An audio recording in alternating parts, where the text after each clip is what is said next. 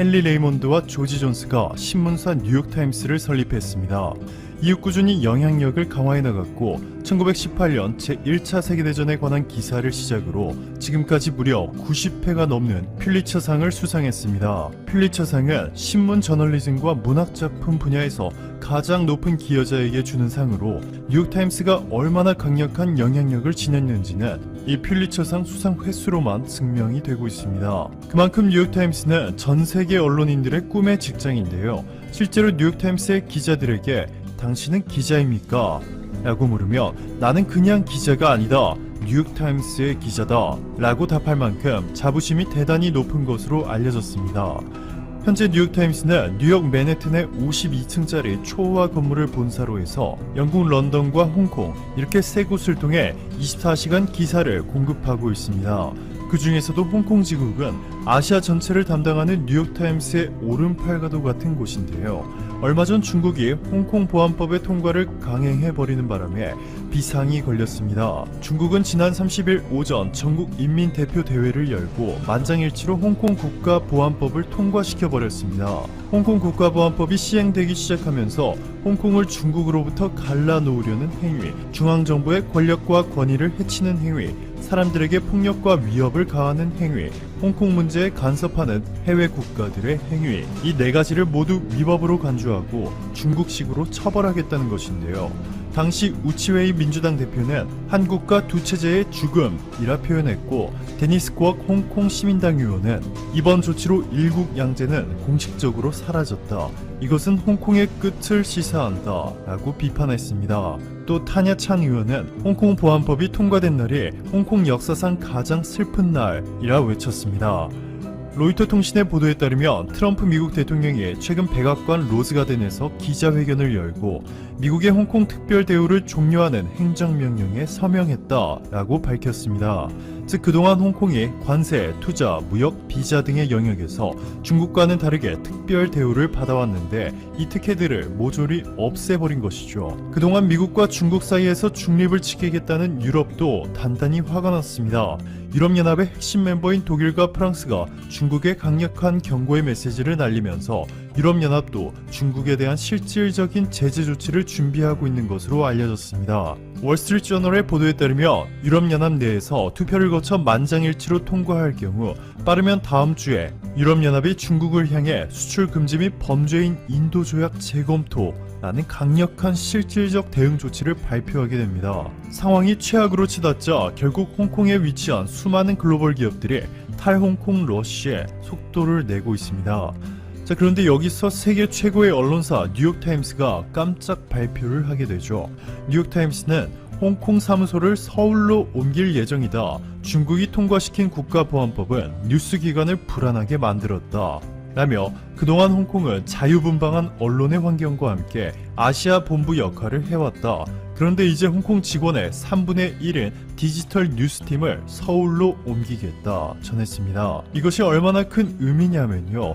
우리는 신문사의 책임자를 편집국장이라고 부르고 있습니다. 그만큼 언론사는 편집이 곧 절대 권력을 뜻하는데 아무리 많은 기사를 써도 편집팀이 이 기사를 허가하지 않으면 영원히 공개되지 못하는 종이 쪼가리에 불과합니다. 때문에 신문사의 심장이라고 부르고 있는데 뉴욕타임스 아시아 본부의 심장을 한국에 이동하겠다는 것으로 사실상 이제부터는 뉴욕타임스가 한국을 아시아 본부로 삼겠다는 것입니다. 뉴욕타임스는 서울뿐만 아니라 일본의 도쿄, 태국 방콕, 싱가포르 등을 후보 도시로 종합적으로 고려했고 그 결과 한국이 가장 외국 기업에 친화적이면서도 언론의 자유가 보장되었다고 판단했다고 전했습니다. 또한 한국이 아시아에서 중요한 위치에 있어서 비교적 쉽게 다른 후보 국가들의 미련 없이 서울을 택할 수 있었다고 밝혔습니다.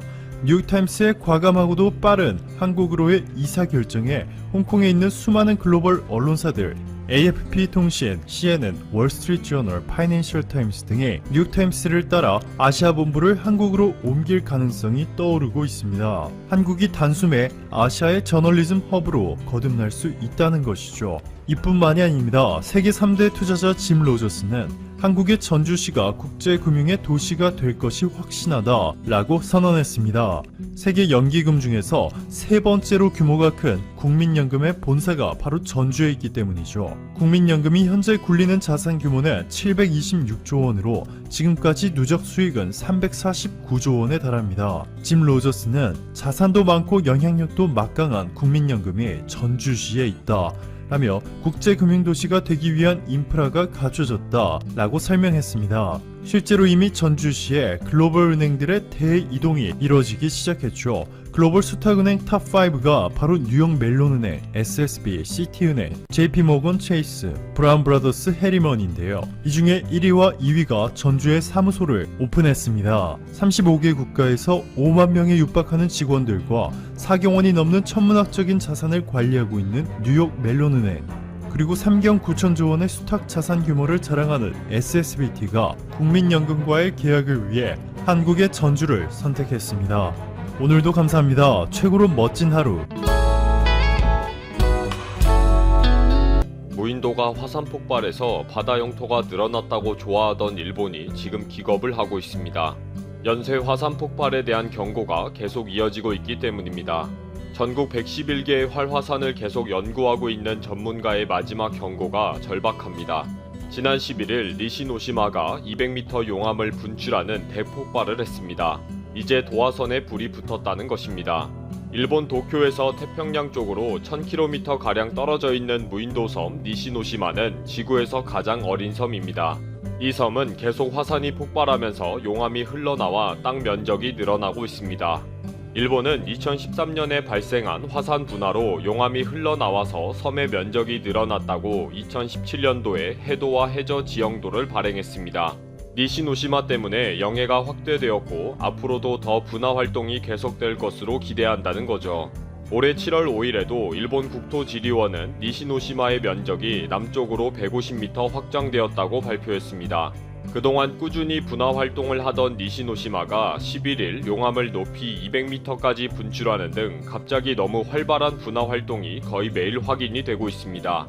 지난 4일에는 위성 관측사상 최고인 8,300m까지 분화 연기가 올라오는 등 이상 현상이 계속되고 있어서 원인 파악에 관심을 곤두세우고 있습니다.